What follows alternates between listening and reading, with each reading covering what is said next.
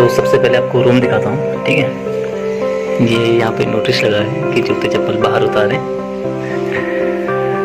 इसके बाद सबसे पहले आते हैं यहाँ पे, तो ये है आपका फिजिकल मैप है वर्ल्ड का, ठीक है। इसमें तीन लाइन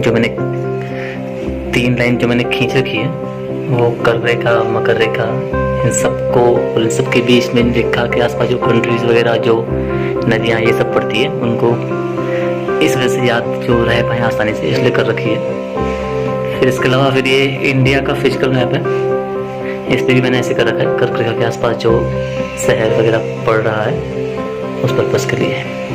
फिर यहाँ पे मेरा ये वाइट बोर्ड है, जिसमें मैं डेली कुछ ना कुछ लिखता रहता हूँ मोटिवेशन के लिए, ताकि मोटिवेशन बना रहे। जैसे आज का है, you can't change your past but you can change your future.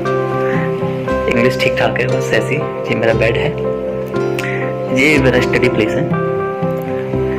तो अब आके यहाँ पे चलते हैं। सबसे पहले ये छोटा सा वाइट बोर्ड है, जिसमें मेरे डेली के टारगेट रहते हैं कि मुझे डेली कौन सा टारगेट ख़त्म करना है। उसके बाद यहाँ पे देखेंगे तो यहाँ पे ये कॉन्स्टिट्यूशन है भारत का, ताकि इन पर नज़र पड़ती रहे और जो इम्पोर्टेंट आर्टिकल वगैरह जो हैं, अनुच्छेद वगैरह हैं, वो आसानी से याद हो सके। ये फिर इंडिया का पॉलिटिकल मैप है, एक पढ़ाई के लिए यहाँ पे, ताकि पढ़ते समय जो भी मैं सब्जेक्ट पढ़ता हूँ, इससे रिलेटेड हिस्ट्री पॉलिटी के, तो उनसे अगर कोई टॉपिक पढ़ता है, कोई जगह, नदी, कुछ भी पहाड़, तो उनको आसानी से मैं कवर कर सकूँ।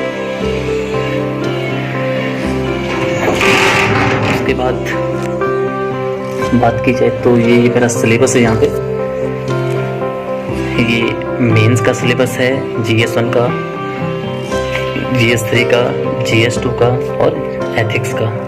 ये प्रीलिम्स का सिलेबस लगा रखा है मैंने, ताकि मैं पढ़ाई के टाइम पे मैं जो कुछ भी पढ़ता हूँ, जैसे न्यूज़पेपर या कुछ और चीज़ें, तो न्यूज़पेपर में जो इम्पोर्टेंट चीज़ें आती हैं, तो उन चीज़ों को मैं लिंक कर सकूँ सिलेबस के अकॉर्डिंग।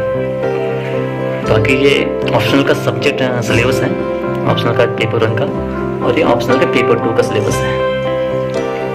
जी सत्यमेव जयते मोटिवेशन के लिए। बाकी कुछ मोटिवेशन के स्टिकर्स ये लगे हैं, शॉर्ट नोट्स, ताकि पढ़ते समय मोटिवेशन बनता रहे, या ठंडा तो अंदर आग लगी रहे पढ़ने की कि हाँ मुझे पढ़ना है, कुछ ये हो गई, कुछ ये हो गई। बाकी जो शॉर्ट नोट्स लिखे हैं मैंने, कुछ ये न्यूज़पेपर पढ़ते पढ़ते या कुछ बुक्स पढ़ते पढ़ते जो इम्पोर्टेंट लगती है चीज़ें, उनको याद रखने के लिए एकदम से सामने लगा रखी हैं, ताकि इन पर नज़र पड़ती रहे, मुझे आसानी से याद हो सके। कुछ ये रहे। इसके अलावा कुछ मोटिवेशन के कोट्स ही है यहाँ पे। ये है ऑफिशियल कुछ साइट्स हैं जिन्हें मैं फॉलो करता हूँ टाइम टू टाइम।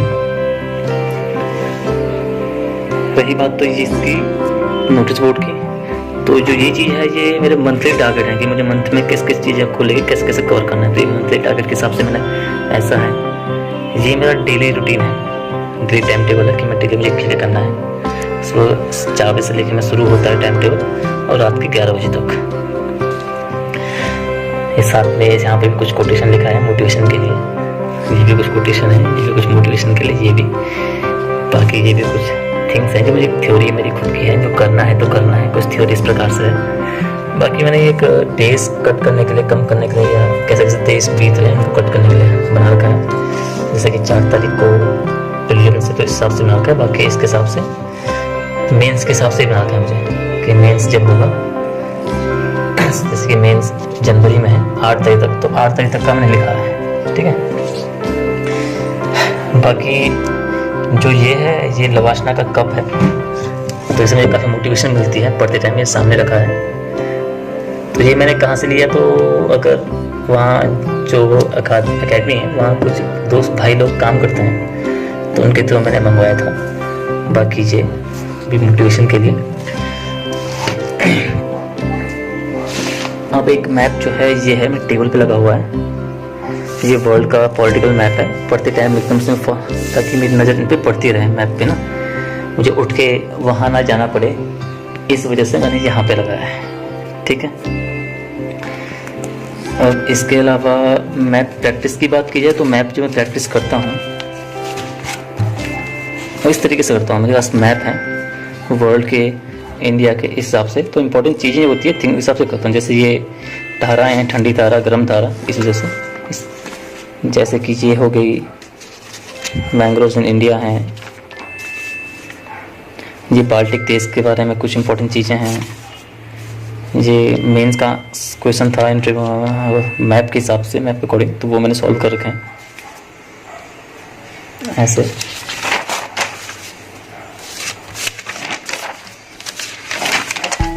ये अशोका के टाइम पे का शासनकाल के टाइम पीरियड का है कि उसने कहाँ शासन किया था, कहाँ तक उसका साम्राज्य फैला हुआ था। ऐसे भी बाकी चीज़ें कर रखी है मैप के लिए। बाकी साथ में है एटलस भी है, जिसे मैं टाइम टू टाइम फॉलो करते रहता हूँ। ये मेरी टेस्ट सीरीज है, टोटल 25 से 30 के आसपास है, जिन्हें सॉल्व करता हूँ, जो मुझे प्रीलिम्स के तक मुझे सॉल्व करनी है और फिर उनका एनालाइज करता हूँ। बाकी ये मेरा खुद का बजट है, हैंडमेड, मतलब खुद बजट बना है, खुद बजट के नोट्स हैंडमेड बना रखे हैं मैंने न्यूज़पेपर से। ये पीटी है, PT 365, इनको मैं टाइम पढ़ते रहता हूँ। बाकी जो ये चीज़ें हैं, ये प्रीवियस ईयर पेपर है मेंस और प्रीलिम्स के, तो ठीक है। अब आते हैं बुक लिस्ट पे। तो बुक लिस्ट की बात की जाए तो बुक लिस्ट प्रत्येक सब्जेक्ट के लिए, एवरी सब्जेक्ट पे मैंने एक बुक रेफर की है। जैसे आर्ट एंड कल्चर के लिए सिंघानिया, RS शर्मा, बिपिन चंद्र, गांधी के बाद Bharat, Lexicon, international security, international relation, polity, Laxmikanth, Majid Hussain, Ramesh Singh. इस हिसाब से ज़्यादा बुक रेफर नहीं की, क्योंकि जितना कम पढ़ोगे उतना ही सही रहेगा, बार बार ज़रा रिवीजन करने के लिए आसानी रहती है। अब बाकी जो ये है, ये मेरे खुद के नोट्स हैं सारे, जो ये हो गए और ये हो गए। ये नोट्स मेरे खुद के, कुछ रेफरेंस बुक के हैं, कुछ NCERT के हैं और कुछ डेली न्यूज़पेपर के हैं। जैसे कि न्यूज़पेपर की बात करें तो उनके हिसाब से मैंने कैसे बना रखे हैं, आपको दिखाता हूँ अभी।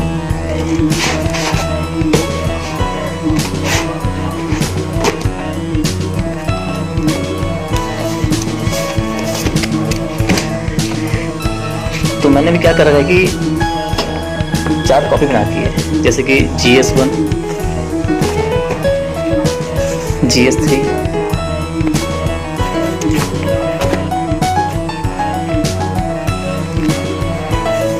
GS2 और ये साइंस एंड एनवायरनमेंट के लिए, टेक्नोलॉजी के लिए, और एक GS4 के लिए, और एक ये वन लाइनर के लिए बना रखी है। तो मैं क्या करता हूँ, जब भी न्यूज़पेपर पढ़ता हूँ तो न्यूज़पेपर जो इम्पोर्टेंट चीज़ें आती है, तब चाहे वो GS1 से रिलेटिव हो तो मैं उन पे इन नोट करता हूँ,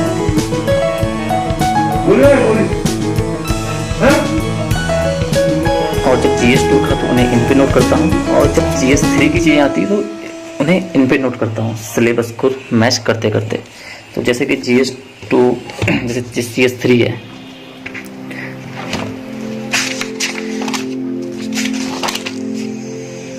तो जैसे कि इंपॉर्टेंट चीज़ें आती हैं उनमें नोट करते रहता हूँ मैं क्या, और जगह ये गैप इसलिए छोड़ रखी ताकि कुछ और चीज़ें ऐड ऑन कर सकूँ।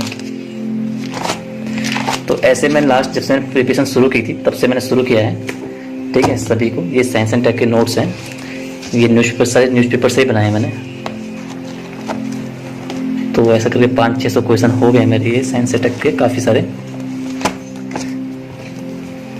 तो इसमें क्या होता है कि जब आप सीधा पेपर ख़त्म करते हो, सॉरी माफ़ करना, जैसे कि एंड में जब आप पेपर देने जाते हो प्रीलिम्स के, तो तब तक आपके पास बहुत सारा मटेरियल हो जाता है खुद का, जो आप पहले भी पढ़ चुके हो। यानी कि एक बार आपने तब पढ़ा जब आपने न्यूज़पेपर पढ़ा, फिर आपने दूसरी बार तब पढ़ा जब आपने नोट डाउन किया, तीसरी बार चौथी बार आपने बीच में रिवीजन किया होगा, और 5वीं बार 6वीं बार आप तब पढ़ सकते हो जब आप पेपर देने जाते हो। तो इन सब चीज़ों को आप तब तक रिवीजन करते हो मोर एंड मोर टाइम, तो इसमें आपका खुद के नोट्स बन जाते हैं और आपका अच्छी प्रिपरेशन हो जाती है।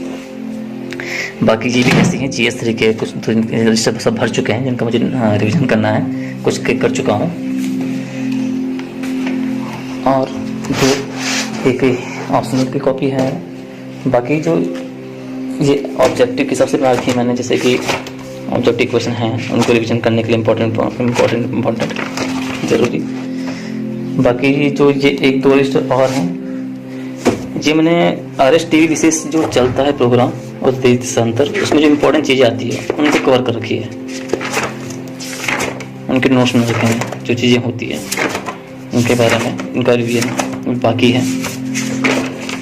वैसे ही जैसे ये है दूसरा रजिस्टर, तो ये दृष्टि इसका है इम्पोर्टेंट, जैसे माइंड मैप, 2 पॉइंट जो इम्पोर्टेंट चीज़ें होती है वो सबको इस पर नोट कर रखा है मैंने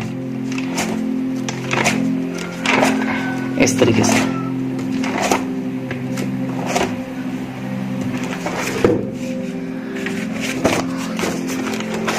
बाकी कुछ एनसीईआरटी के नोट्स हैं खुद के।